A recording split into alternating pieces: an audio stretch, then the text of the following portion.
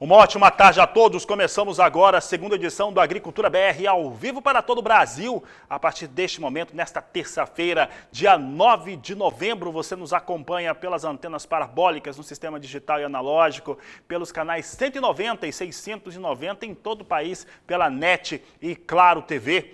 Acompanha também pelo portal SBA1.com, pelo Facebook do Canal do Boi e as dezenas de páginas que levam o nosso programa, e ainda pela Neo TV, que você acompanha no Paraguai e no Brasil também. Sejam todos bem-vindos, um prazer tê-los por aqui.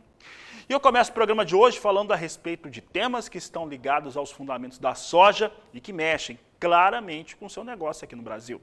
Primeiramente, falo a respeito do relatório de acompanhamento de lavouras que foi divulgado depois do fechamento do mercado, nesta última segunda-feira, como tradicionalmente ocorre.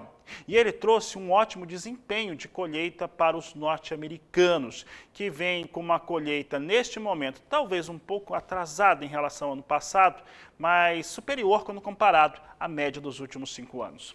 É o que você vai conferir agora no gráfico conosco, trazendo os números que existem até o último dia 7 de novembro, portanto, até o último domingo. Veja só que a média dos últimos 5 anos é de 88%. Já no ano passado, na mesma data, em 7 de novembro, estava em 91%. E temos agora, o momento atual, em linha com a média, vindo para 87% a colheita norte-americana de soja, que vai apresentando um bom desempenho de campo. Então, a produtividade do que vai sendo colhido vai dando uma margem muito forte para uma crença cada vez maior de que a soja nos Estados Unidos deve ter uma produção maior do que os 121 milhões e 60 mil toneladas que foram estimadas em outubro deste ano. Portanto, relatório de oferta e demanda. Esse relatório de oferta e demanda deve trazer os números para cima. Em 122 milhões de toneladas a estimativa de produção, pelo menos é o que a maior parte das pessoas acreditam.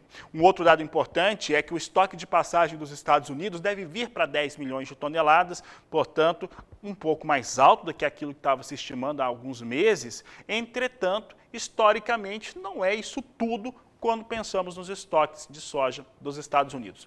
Veja como é que vem soja em Chicago. Soja em Chicago aqui está naquele compasso mesmo, está esperando o relatório vir. Daqui a pouco você vai acompanhar os dados iniciais desse relatório, né? Um resumo ao vivo aqui no Agricultura BR. Mas olha só, posição de janeiro vem 11 dólares e 79 centes o bushel, posição com maior número de contratos negociados, ligeiramente acima da estabilidade, mais estável, a 0,08%. Março vem na estabilidade com 11 dólares e 89 centes o bushel. Maio também estável, 12 dólares, 1 cente o bushel. E julho, 12 dólares, 12 centes mais 2 o bushel. São os negócios que eu destaco agora com soja na Bolsa de Chicago.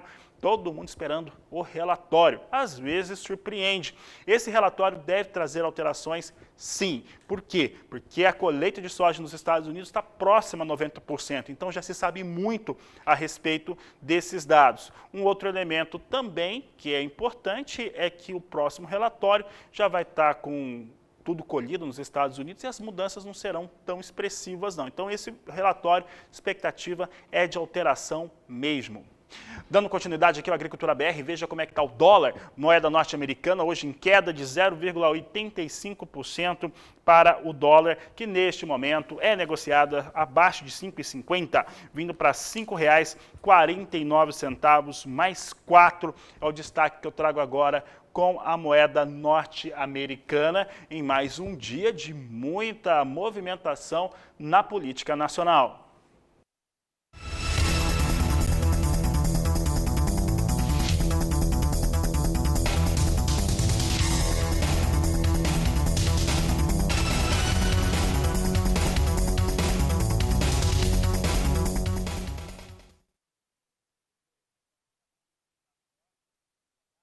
Como é que vem os números, os valores propostos para referência em alguns dos mais importantes portos do Brasil. Já está na tela comigo, você tem aqui soja para entrega ainda no mês de novembro. Nós temos aqui soja com os valores nos portos de Santos e Paranaguá a R$ 158,00 a saca de 60 quilos, de acordo com a Grãos Corretora, que vai nos atualizando neste momento sobre como é que vem se comportando os valores de negociação e que você acompanha aqui no Agricultura BR. Olha, há uma percepção mesmo que a demanda por soja está aqui no Brasil, né? Os compradores estão aqui em cima, há um cenário talvez o melhor para o vendedor em relação a prêmios, isso de acordo com os analistas que conversamos diariamente. E daqui a pouco na Agricultura BR nós vamos falar a respeito de milho no cenário nacional e internacional. Você vai saber também como é que está a colheita de milho lá nos Estados Unidos, isso influencia demais o cenário internacional, os negócios em Chicago, e vai saber também que, olha, clima de instabilidade, tem chuvas ocorrendo aí por várias partes do país e você vai saber tudo daqui a pouco aqui no nosso programa. Aproveite para entrar em contato conosco, você entra em contato pelo nosso WhatsApp no 679-9173-3737. Eu volto já. E olha, a previsão de chuvas por todas as áreas produtoras do país, trazendo instabilidade climática.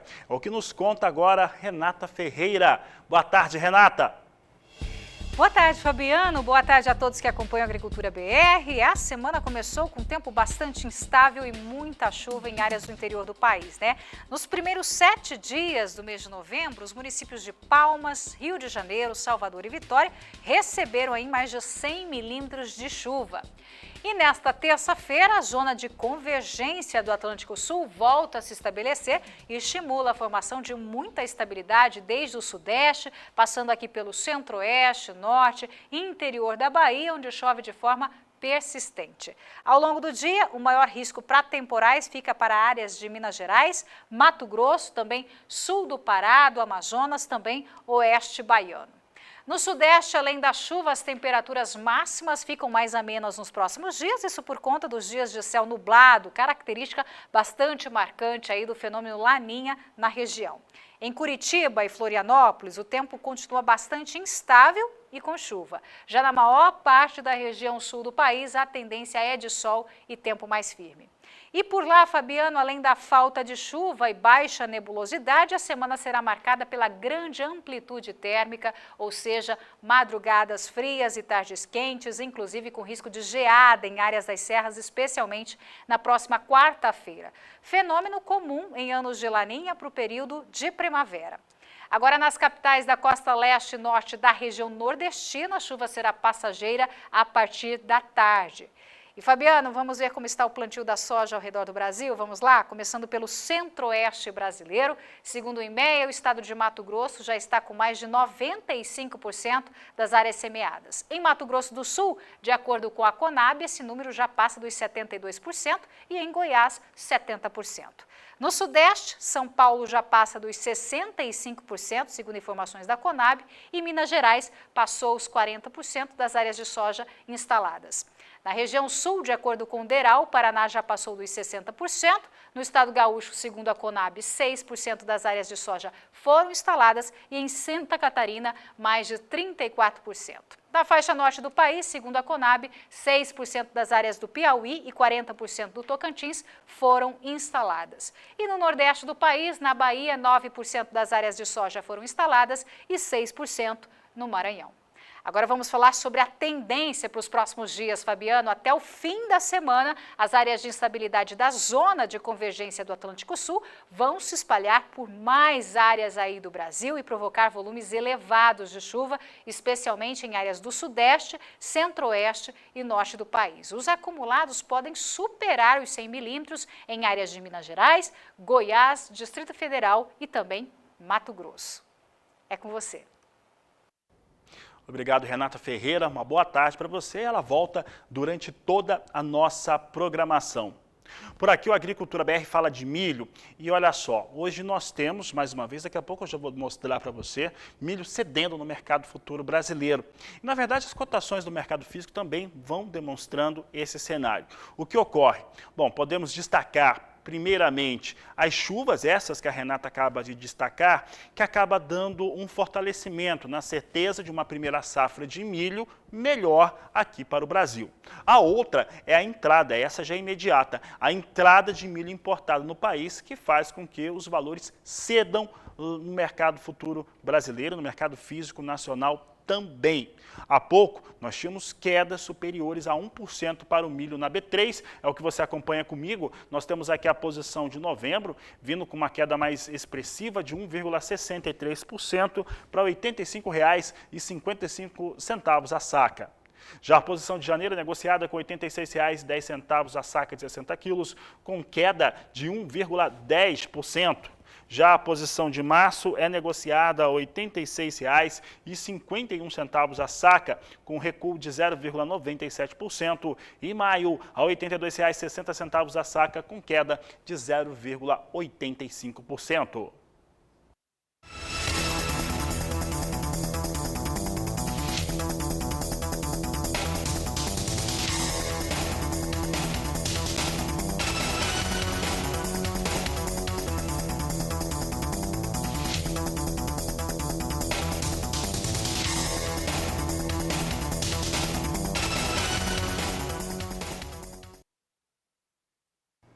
Nos Estados Unidos, as colheitas vêm bem adiantadas, muito próximas à finalização. Assim como soja, milho também vem no mesmo cenário. E por lá, já foram colhidas 84% das áreas destinadas ao milho da campanha 2021-2022 norte-americana. Ligeiramente mais lento do que ocorria no ano passado e, por outro lado, até o último domingo, venha mais rápido do que a média dos últimos 5 anos. Veja conosco como é que está a colheita norte-americana de milho. Você vê que a média dos últimos 5 anos é de 78%. Ano passado, no dia 7 de novembro, essa colheita estava em 90% e agora, até o último domingo, de 7 de novembro de 2021, ficava em 84%. Assim vem a colheita de milho norte-americana. Isso aqui tem uma influência direta, impacto direto sobre os dados relacionados à oferta internacional de milho. E olha, lembro mais uma vez, daqui a pouco eu trago ao vivo dados relacionados ao relatório de oferta e demanda. O Departamento de Agricultura norte-americano vai divulgar esses dados e você acompanha aqui na programação do Canal do Boi. Olha só, um outro dado importante é como vai se comportando o mercado. Você tem aqui o cenário de estabilidade, e próximo aqui a estabilidade total para milho, assim como vinha com soja. Dezembro, $5,51 mais 2 o bushel. Março, $5,60 mais 6 o bushel. Posição de maio negociada, $5,65 mais 6 por bushel, enquanto que julho, $5,67 mais 6 o bushel. São os negócios que eu vou destacando agora com milho na Bolsa Norte-Americana de Chicago e que você acompanha por aqui. Vamos trazendo aqui informações a respeito de como que um trabalho de integração do agronegócio, respeitando os fatores que são ligados à sustentabilidade, tem trazido resultados importantes para o campo e também para o meio ambiente. É o que você acompanha agora. O projeto é uma oportunidade para mostrar o que está sendo feito pelo Brasil, que preserva atualmente cerca de 66% do seu território.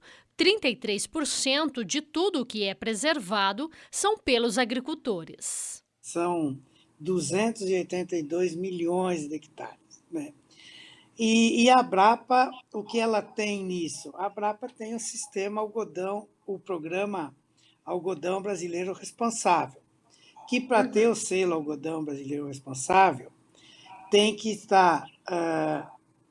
preencher 178 itens na parte econômica, na parte social e na parte ambiental, que é cumprir 100% com o Código Florestal Brasileiro. O projeto busca promover e reconhecer os serviços ambientais realizados pelos produtores rurais nas áreas de reserva legal e nas áreas de preservação permanente. 81% do algodão brasileiro tem o selo ABR. Então, nós temos um ativo ambiental muito grande na Abrapa e por isso que o Ministério iniciou esse programa justamente com o algodão, mas que depois vai se estender para outras cadeias. Os cotonicultores serão os primeiros a aderir à iniciativa. Mais uma vez na vanguarda do agro nacional. A adesão ao Floresta Mais Agro poderá ocorrer de forma individual, coletiva, por projetos, por micro-região e por produtores. E o Brasil, com 66% que ele preserva, representa 48 países na Europa, 48, incluindo a Alemanha, França, Noruega. Nós temos que agora partir para essa divulgação e aí, em vez de ficar só o Ministério falando isso ou só nós vamos falar junto e trouxemos o resto da cadeia para nos ajudar nessa questão. De Campo Grande, Kaile Rodrigues. Gente, tem um recado muito importante para você que é criador de suínos. Você já deve ter ouvido falar da peste suína africana. Se ainda não ouviu, ela é uma doença altamente contagiosa para suínos e porcos selvagens. Aqui no Brasil, a gente está livre dessa doença, mas lá fora, em alguns países, ela está circulando.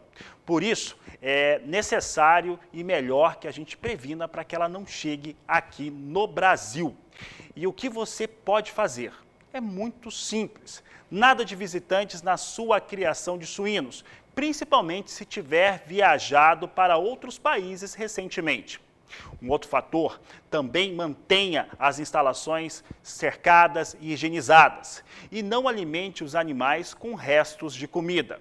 E caso apareça algum sinal nos animais, como fraqueza, também emagrecimento, febre, conjuntivite ou lesões na pele, comunique o serviço veterinário oficial mais próximo. Para mais informações, acesse gov.br/agricultura. Vamos cuidar para a doença não chegar ao Brasil.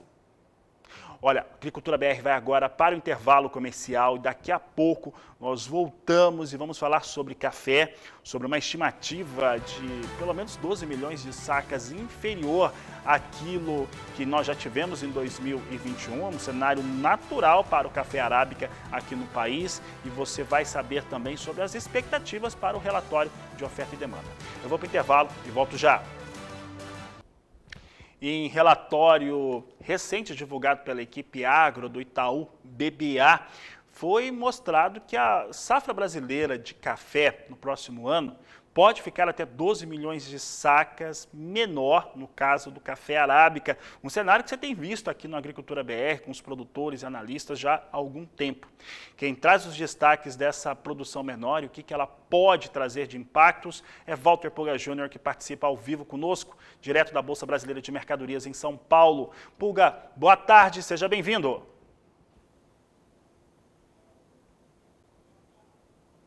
Boa tarde a você, boa tarde a todos. De fato, os técnicos, os consultores do setor agro do Itaú BBA confirmam, Fabiano, nós teremos uma safra no mínimo 8 milhões de sacas menor.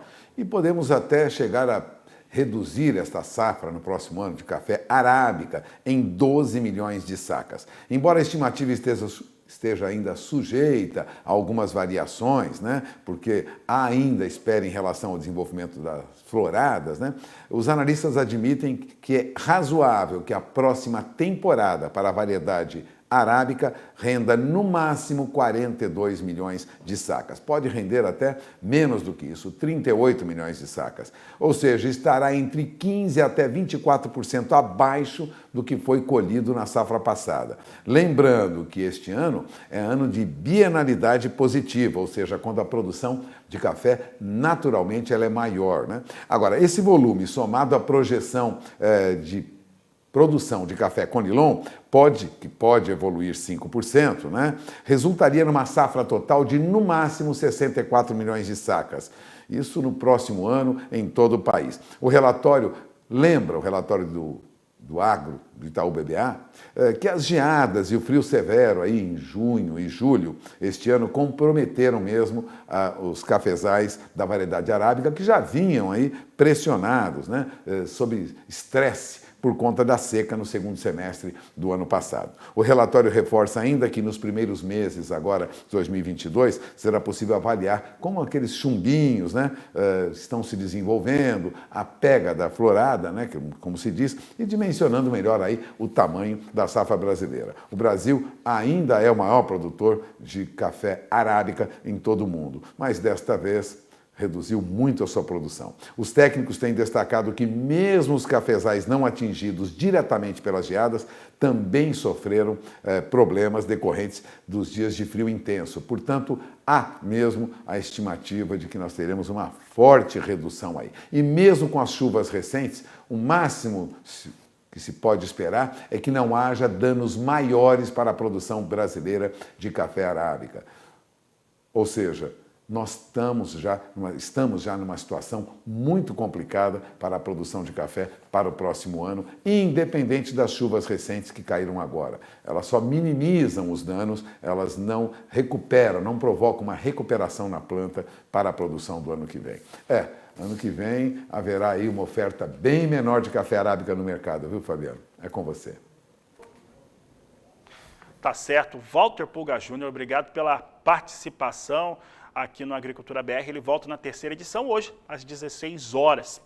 E por aqui eu continuo falando de café e agora vamos dar uma olhada em como é que estão os números para o café, negociações em Nova York para o café arábica. É o que você acompanha comigo. Nós temos aqui a arábica na tela, vamos ver se agora sim ele está na tela, e nós temos uma movimentação com alguma alta recuperação aqui, na verdade, para os negócios com o café arábica. A posição de dezembro, neste momento, é negociada a $2 mais 85, uma alta de 1,20 pontos. Trazemos também em destaque a posição de março a $2,03 mais 60, a libra peso vai subindo também. Posição de maio, $2,04 mais 45 por libra peso. E a posição de julho, $2,04 mais 65 por libra peso. São os negócios com café arábica na plataforma Ice Filters de Nova York.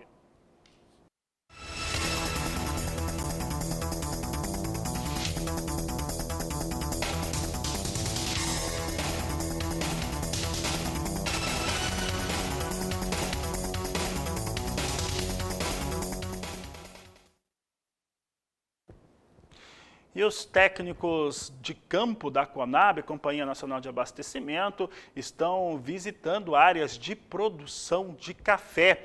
Isso para estimar como é que vem a safra, situação de perdas, entre outros elementos aqui no Brasil. É o que nós vamos conferir com a reportagem de Gustavo D'Angelo.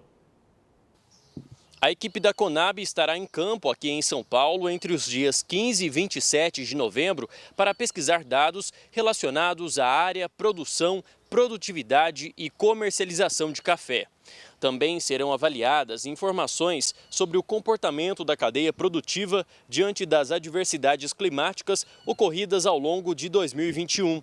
Atualmente, São Paulo apresenta regiões altamente significativas para a cultura do café, em especial a região de Franca, que se destaca pelos grandes produtores e pela colheita por meio de máquinas. A divisa com Minas Gerais, compreendendo os municípios de São João da Boa Vista, Espírito Santo do Pinhal e Caconde, cuja produção caracteriza-se pela colheita manual em razão de sua topografia montanhosa, e a região central paulista, representada pelos municípios de Garça, Marília, Tupã e Jaú, caracterizadas pelo uso da irrigação. No último levantamento da safra de café, a produção foi estimada em 4 milhões de sacas, predominando o tipo arábica.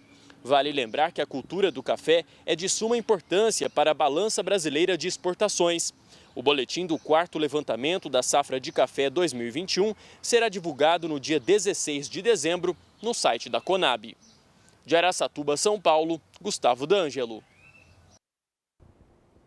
Seguimos falando sobre café aqui no Agricultura BR e agora sobre o café robusta negociado na Bolsa de Londres, referência importante para o Conilon brasileiro.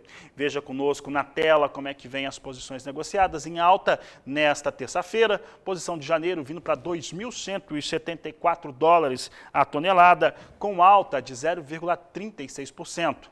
Já a posição de março tem negócios a 2.130 dólares por tonelada, com alta de 0,56%. Maio, 2.105 dólares a tonelada, alta de 0,57%, a mesma alta registrada na posição de julho, neste momento negociada com 2.095 dólares por tonelada.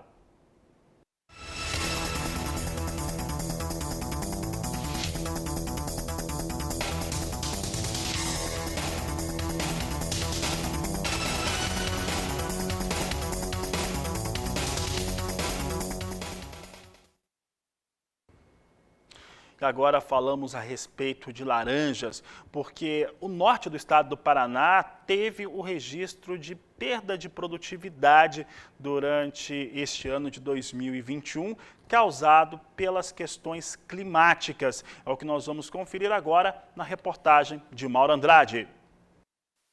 Os cooperados da Integrada, com pomares no norte do Paraná, estão acostumados a colher 4 caixas de laranja por árvore. Porém, neste ano, a produtividade não passa de 2 caixas. Nós estamos em Açaí, numa propriedade de um associado produtor de laranja da Integrada, e vamos conversar com Paulo Riz, ele é gerente da unidade de sucos da Integrada. Paulo, como é que está a safra de laranja esse ano? O clima tem colaborado? Infelizmente não, né? Nós estamos aí pelo 2º ano consecutivo, com 2 invernos extremamente secos, né? Tanto que o Brasil hoje vive a pior crise hídrica dos últimos 90 anos, e isso tem afetado todas as culturas, inclusive a laranja. A floração da laranja ocorre entre os meses de agosto e setembro, e até esse período nós estávamos com baixa pluviosidade. Isso afetou um pouco a floração.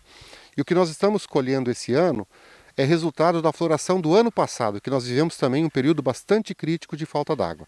Então os produtores foram afetados, né, pela baixa produtividade dos pomares. E ainda para agravar, neste ano, no mês de julho, ainda tivemos um período muito intenso de frio, né, com geadas constantes no mês de julho, e tudo isso tem contribuído para afetar a produção de laranja. A laranja exige muita mão de obra, principalmente na colheita, mas os produtores da Integrada não enfrentam maiores dificuldades para este manejo. Nós nunca tivemos assim um problema grave de mão de obra. Nós temos uma mão de obra presente aqui na região. O que aconteceu é que essa mão de obra acabou ficando um pouco mais cara nos últimos anos, né? Em função até da própria pandemia, desses auxílios que foram colocados à disposição das pessoas. Isso prejudicou um pouco, encarecendo a mão de obra momentaneamente. Com as altas nos custos de produção e as baixas produtividades, resta a dúvida: a laranja remunera o produtor?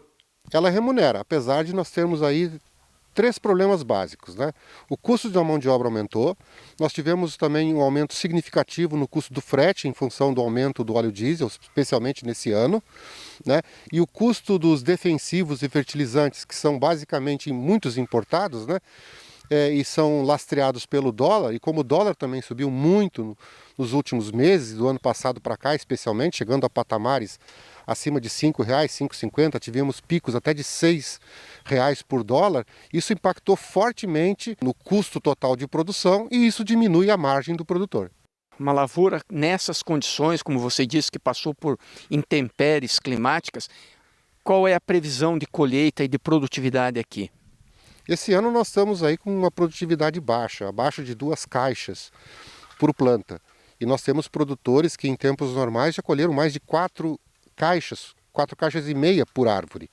E a gente espera que agora com o retorno das chuvas esse mês de outubro e que com a regularização dessas chuvas, né, a gente possa ainda ter alguma florada nesse período que vai contribuir para o aumento da produtividade, porque o custo de produção é constante.